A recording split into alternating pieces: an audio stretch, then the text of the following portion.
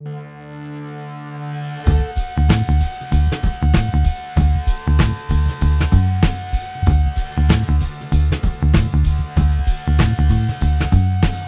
everybody, to the Nightly News Podcast. This is Professor Paul Miller, and we are here for our final podcast of the winter term.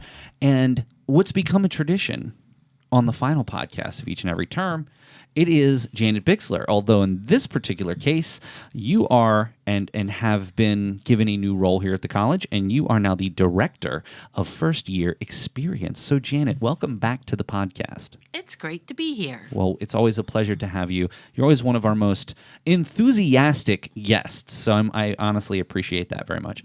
Also being joined by Nightly News co-president Janelle Dulac.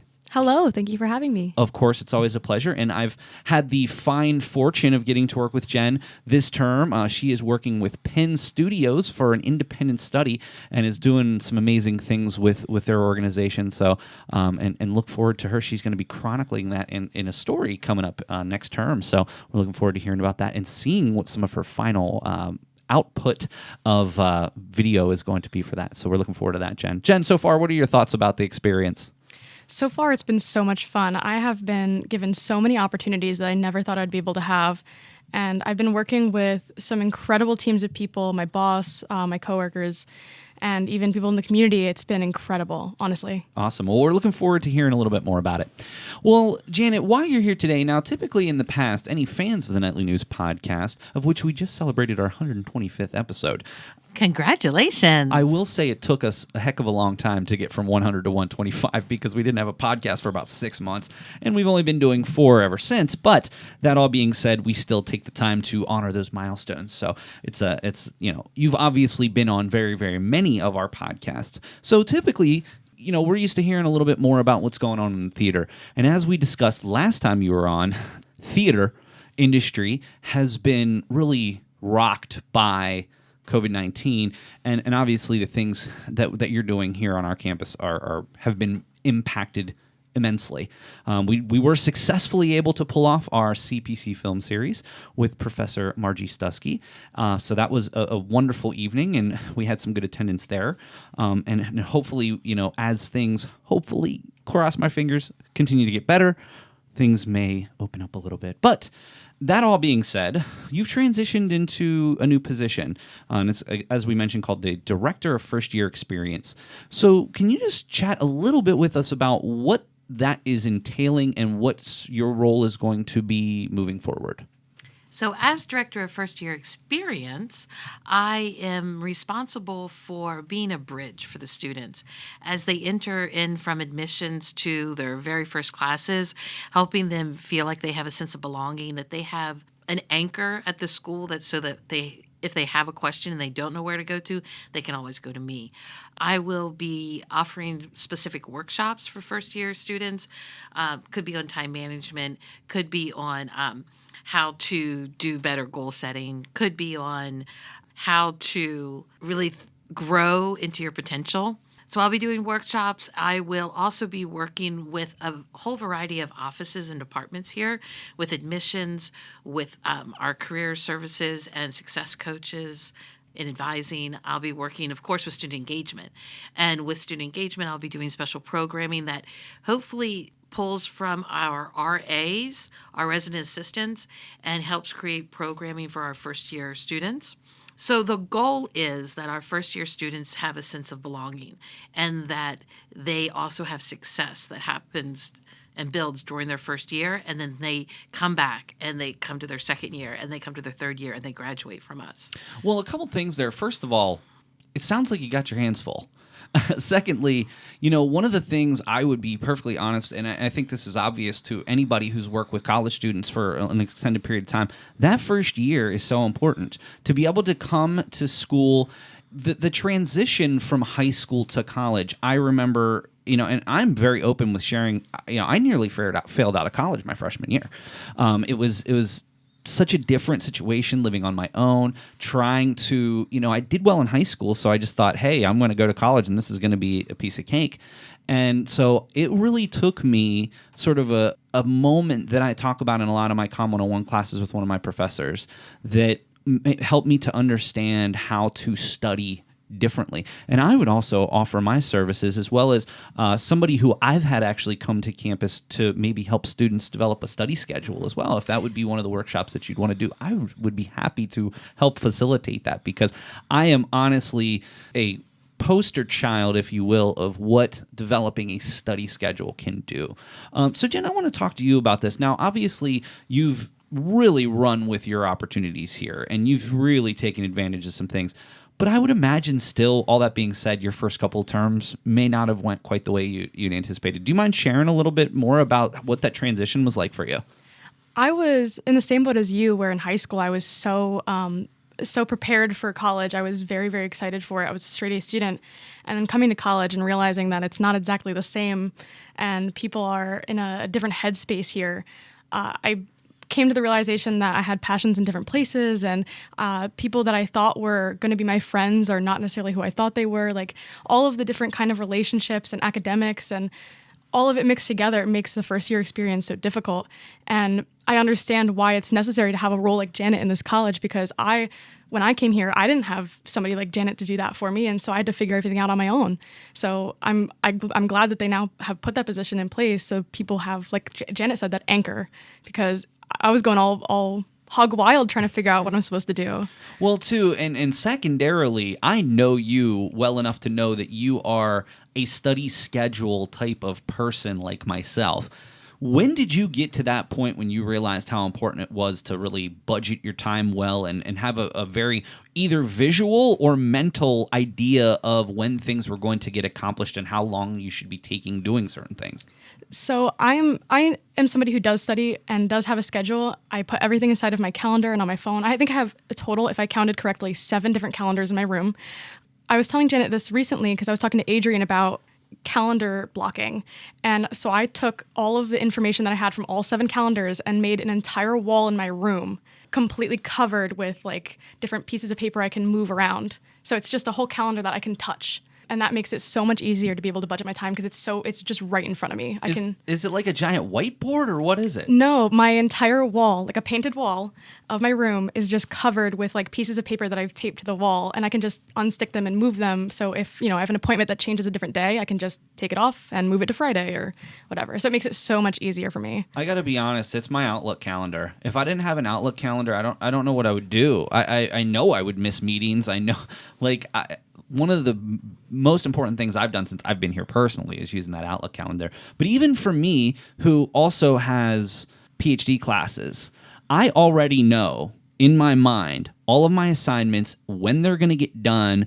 I already know for the next 2 weeks basically how I'm going to spend realistically every second of free time that I have.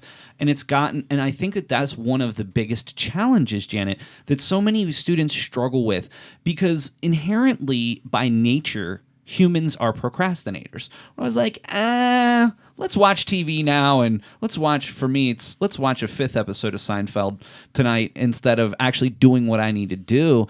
And I really think that it all starts with just developing time management skills and a study schedule. Those are some of the best things that, in my personal opinion, and again, everybody's different, but for me is what really changed my life. So I don't know. I know that you're a calendar person too.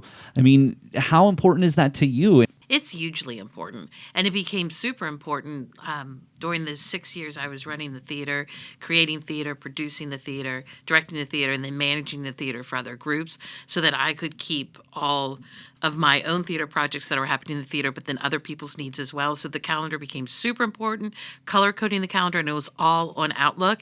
And then I got to hanging up calendars on the wall, like whiteboard calendars that I could write on, wipe off. But it wasn't until recently that I got into a practice of using a type of notebook, which planned out my day-to-day, blocking the time very specifically for activities I need to do, and then very specifically tasks, then coordinating that with my Outlook on my phone, and then also tying everything that's in the actual paper calendar in the notebook, tying that into really personal goals that I have that are outside of work, but all my work is really important. So it's the balancing. And by seeing it physically on paper, like Jen's talking about, not just in my phone, in conjunction with my personal goals is so important. And it makes everything so much more meaningful, because I was always a fly by the seat of their pants kind of person, because I believe that's how life was more enjoyable. But I was treading water a whole lot of years doing that, and I didn't realize I was doing it. Also, our school, getting back to the value of having a first-year experience at our school, we are an 11-week term school. Like, the reality, our terms go so quickly here. So getting our students to have somebody that is a safety net for them when they are transitioning from wherever they've come from into the uniqueness that is Central Penn, I think is really important. And my position will work a lot with our continuing ed students. Absolutely. As well. And I think that that's one of the things that, as I'm on the first year committee, and one of the things that I am so glad that we have taken the time to do is really talk about the continuing ed and online population, because a lot of times in some of these conversations broadly in higher education, it's focused specifically on traditional students. Well, that's not true at all. And it's so important that regardless of if you're 18 or 65, you're taking classes in your first few terms, getting off to that good start is important for everybody. So that is one of the things that I'm so happy that we have been a part of. And even just one of the things we talked about in our last meetings is having sort of a CPC light Blackboard module for students who are transferring in. And that's been something that, as you know, in these meetings, I'm like adamant about, because it all stemmed back to one conversation that I had with a student who was taking CPC Foundations, and they were in a class of other transfer students who didn't need to take it. She ended up being the advisor for the whole class in terms of registration, library resources, all of this, because, you know, we've never really pushed that on transfer students. And I'm so glad that that's something that has been a major initiative of our committee. Speaking of initiatives, before we move on to our next topic, you do have two initiatives as part of this that are going on. One has actually already taken place, and it's called the Nights at the Round Table. Tell us a little bit more about that, and you mentioned that that's going to be something that's going to be happening every term. Well, Nights at the Round Table is an opportunity for our students who are in their first, second, and third terms here at Central Penn College to meet with President Fedrizi Williams in a very informal environment where they get to sit around and chat with her. The goal is that the students who are our newest Knights get an opportunity to meet her face to face. And in these days of COVID, we offer the experience both live with masks and social distancing in the Capitol Blue Cross Theater, and we do it at the same time on Zoom. So we really are trying to reach our online student population who are new Knights to, you know, get a chance to meet the president face to face. And the hopes is that they get to know her and why she is so unique and highly valued for the uniqueness that is Central Penn. And our hope is that they have an informal opportunity to ask some fun questions or some very pointed questions about the uniqueness that is Central Penn and how they can reach their success. But our president, Dr. Linda Fedrizi Williams, has so much to offer, like her own personal story. She is such a perfect fit for what is Central Penn College. And to be able to share her story with our newest Knights, because our students get really wound tight. They become very tightly wound with our schedule. So if they can continue to gain perspective of why they chose Central Penn College and why they are pursuing at such an accelerated rate their career choice, you know, have those touchstones and to have it early on so that they get that bigger picture of what they're moving towards, and to start building that relationship where she is such an accessible person that they can go to her with questions, and hopefully by meeting her, they will also want to get involved, maybe with Student Government Association or one of our many clubs, so that they help build the culture of our school. You made an unbelievable comment is about her accessibility. I think that maybe we don't realize how good we have it with the ability to and access that we have to Dr. Fedrizi Williams. Other schools I never met the president. I never even saw in fact, two of the schools I went to, I didn't even know who the president was. If they would walk into the class, I wouldn't even know who they were. But Jen, you actually have been working on, for the last couple months, actually, a really awesome piece about Dr. Fadrizi Williams and sort of how she has worked through this pandemic. So, Jen, I wanted to ask you a little bit more about, can you share with us a little bit about some of the things that maybe you learned behind the scenes working on this feature article about Dr. Fadrizi Williams that maybe really surprised you? I mean, the first sentence of the article I wrote actually is the fact that other colleges' presidents are generally elusive. You don't even see them. You don't know who they are, just like you mentioned. And I wanted to make sure that people knew that Dr. Fadrizi is doing everything she can to make sure that our students' experience here is worthwhile. And I got to sit with her through 3 different periods of time where she was having different meetings with different committees, all of which are doing everything they can to make sure that this is a safe environment, a happy environment, an academically excellent environment. They're bringing so much power into the college. And I got to be honest. I actually just had the opportunity to sit down with Dr. Fadrizi Williams for a school project that I'm working on, and just the way that she holds herself, the way that she is so accessible. And of course, I'm also able to help produce her podcast, The Bridge. You should check it out, everybody. And again, it's something that I would never have that opportunity at other schools. Just before we move on to our final piece here, I also wanted to point out you're doing a What's Your Why presentation at several of our classes that are typically enrolled by first-year students. Tell us just a little bit more about that. One of the goals as Director of First Year Experience is to engage with as many of our first year students as possible. For me to make a face-to-face, to have a face-to-face interaction with all the students. So my first attempt, because I just entered into this position on January 4th, is to go into the classrooms, both the on-ground physical classrooms as well as the online classes that primarily instruct students that are in their first, second, or third term. I am just going to do a short 10-minute visit where I introduce myself, explain what the first year experience is about, and then do a short activity. And this activity is What's Your Why? Really getting into your passion of why you're here, willing to go through the intensity that is the Central Penn College experience because of our accelerated program. But also, how can you use your brain to help you achieve your why? And shout out to Professor Jack Babinchak.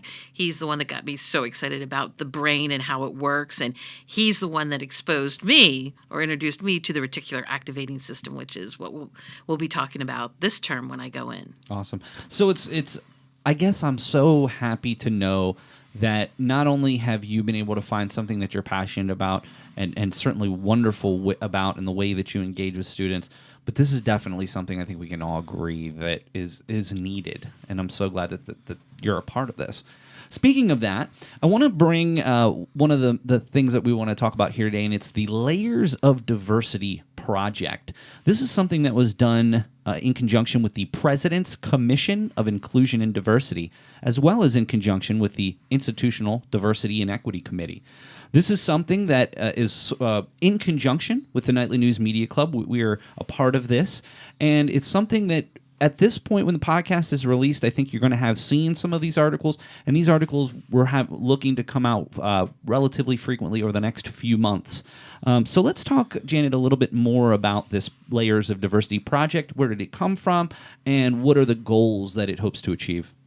So I am a member of the President's Commission on Diversity and Inclusion, and inside that commission there are 6 different work groups, and one of the work groups has to do with multicultural programming. And Megan Peterson and Michael Lira-Limpi, we are members inside that work group. And we got to talking about what program can we create that can help the students understand that we, the faculty and staff, while we are predominantly white, we are actually more alike than we are different to our students. And our students are so beautifully diverse. And our concern, just through anecdotal evidence, that our students who there have been many students who see us and feel like they cannot form a connection. They cannot form a relationship with us because we are different. And we are trying to engage the student from that angle of cultural competency and diversity in so many different ways. And so the Layers of Diversity project is just one of the ways. And the ultimate goal is for the students to see that the faculty and staff here are more alike than they are different from the students. We are going to have journalism students as well as nightly news media reporters go out and interview faculty and staff. And the goal is that they ask probing questions that take them to the different layers of the individual. A couple terms ago, for you, I was teaching the Introduction to Human Communications, and there is a unit of study in that class where it looks at cultures. And the students and I started to look at all the cultures to which we are members of, and we kept breaking it down and breaking it down. I'm a member of this subculture, this subculture, this subculture. And then when they started to talk about it in class, they started to realize, oh, we are both a member of like this subculture, and now we have a point of connection. But on the surface, being just a member of that basic culture, we really weren't connected at all. So our goal is to peel back the layers of the onion of the faculty and staff so that the student and our peers here, our colleagues, can see how much all the different areas where we connect. I was able to go, Megan Peterson and I went into Professor Mike Clear-Olympi's journalism class where Jen is a student, and we were able to do a workshop called the Layers of Diversity Project where they went through webbing out all of their subcultures. And it's not just and Jen may speak to this maybe, but it's not just about saying, I am Janet Bixler, and I'm a member of the educator's culture. I am the member of the white middle-aged woman culture. I am the member of the daughter culture. I am the member of the sibling culture. I am the member of the WASP culture. I am the member of the culture of people who grew up in the 80s and 90s who thought if I just lived and had a dream, it would all happen. Do you see, like, get deeper, right? Or I'm a member of the culture who loves the old classic David Bowie, and I don't like that new stuff. I'm sorry, David.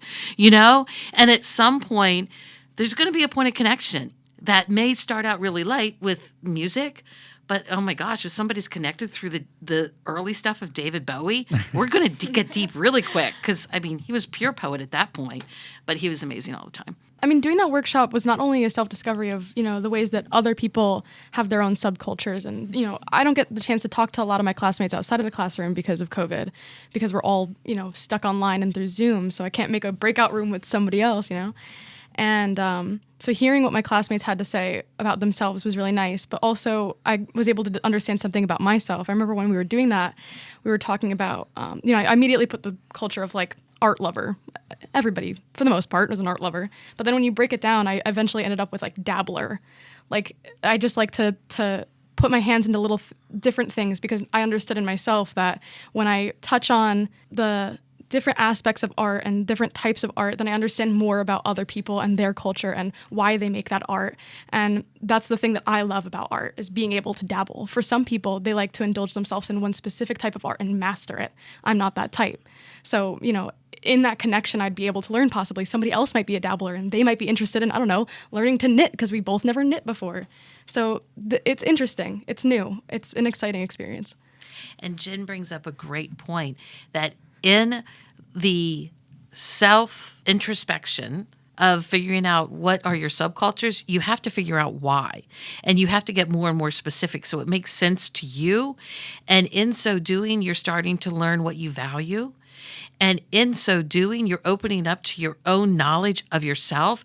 And when you do that, you're much more open to each other's diversity.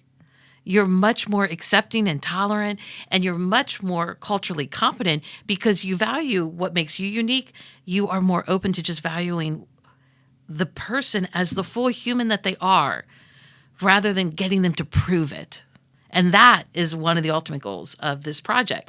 And I think, too, you had mentioned off air that you're hoping to just in general create a better understanding between our faculty and staff and our students, and just really letting them know that in our heart of hearts, there are things that we all have in common with one another, regardless of background, race, creed, any of those things, and that really it's all about sort of the commonalities that we have and our hope that we can bond on a different level, wouldn't you say?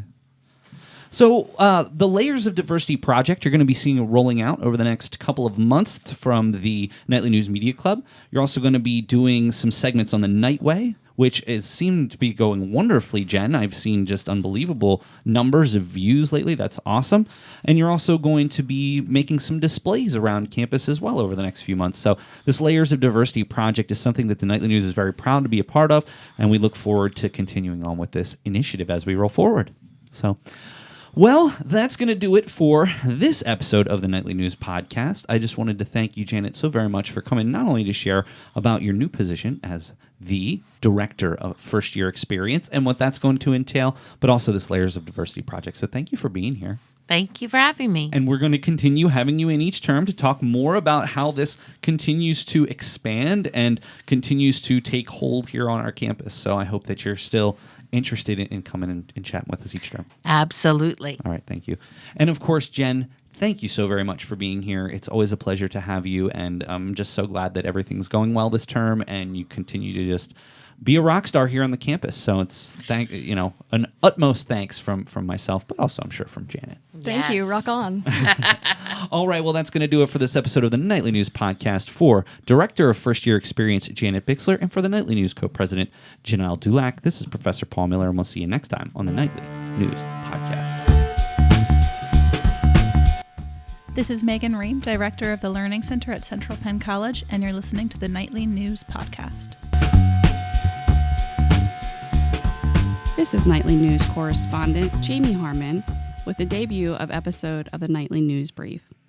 This podcast features audio versions of stories from our student reporters, articles by Tyreen Smalley, Janelle Dulac, Alexis Shugart, and Nash McCumsey are featured on today's episode. The Nightly News Media Club recently celebrated a monumentous occasion celebrating their 125th podcast in club history.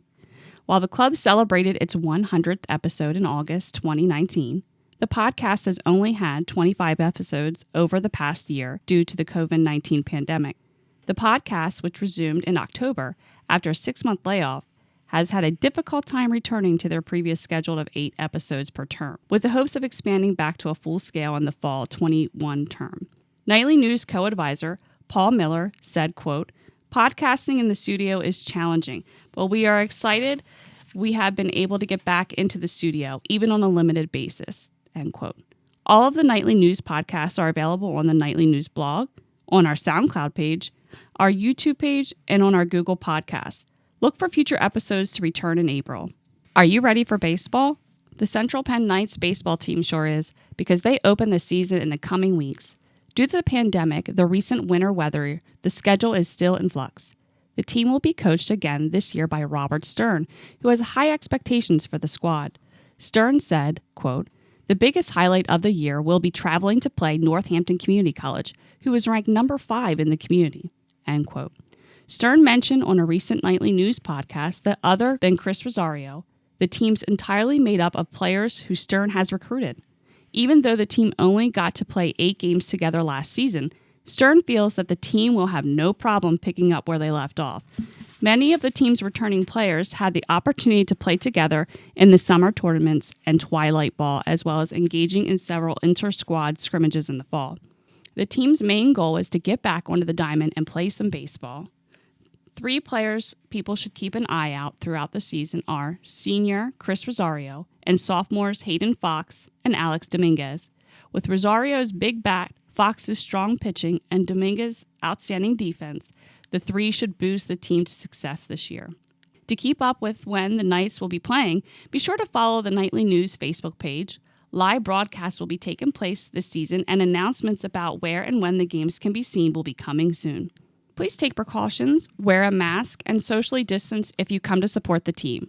All home games are played in the Net Sports Complex in Palmyra. Admission is free. The COVID-19 pandemic has caused a notorious interruption of musicians' income, especially for local artists. As the pandemic rolled across the United States, concerts were postponed, causing a severe shortage of opportunities for musicians to make a living. With cases rising, musicians and venues were forced to ensure the safety of audiences. Hershey Park Stadium, a local venue that hosts world-class acts, closed last year due to the pandemic. Concerts were canceled and fans were refunded ticket costs. Musicians, now forced to adapt to the spread of COVID-19 and appearance cancellations, had to make changes to support their careers and remain financially stable. To do that, many artists are taking advantage of live streaming and private party events. Colt Wilbur, a Mechanicsburg native who began creating music at the age of 13, talked to the Nightly News about how the pandemic has affected his career, and specifically to offer his take on the live streaming. Wilbur said, quote, "The first one I just did by myself as a test run. To my amazement, it was highly successful and well received. We hit audience numbers that blew any expectation I had and got a lot of great feedback from people," end quote. One unexpected result of the live stream performances was the revenue streams. Wilbur said, "The funny thing is some of the live streams even made me more money than what I got paid at an actual show," end quote. When asked if there were any positive takeaways from the pandemic, Wilbur was clear that while not many positives have come from the pandemic, he managed to grab one valuable takeaway. Wilbur said, quote, "One thing it's taught me is to adapt to the times and keep moving forward as best as you can. That's all we can do. It has shown me a greater appreciation for the people that are really faithful to us and tune in every possible stream.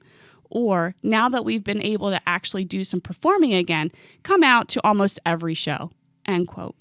The Back to Class Blast has helped Central Penn clubs connected during 2020 has found a new temporary home online for 2021. Last year, in the absence of their Central Penn College Club Fair, Central Penn held a socially distanced outdoor event that invited each of the student clubs, in addition to staff from student services offices, such as advising and financial aid, to promote their clubs and services to students in an event known as the Back to Class Blast. This year, in the ongoing efforts to keep clubs active and connected with the student body, Central Penn moved the Back to Class Blast online. While the ongoing pandemic started to come under control in Pennsylvania, an indoor event like the club fair isn't possible while abiding COVID-19 infection prevention guidelines. An outdoor event would not be feasible during the winter term. Despite the difficult situation, Dean of Student Engagement Adrienne Thoman wanted to ensure students had a resource that would function in place of the club fair, as she did last year with the Back to Class Blast.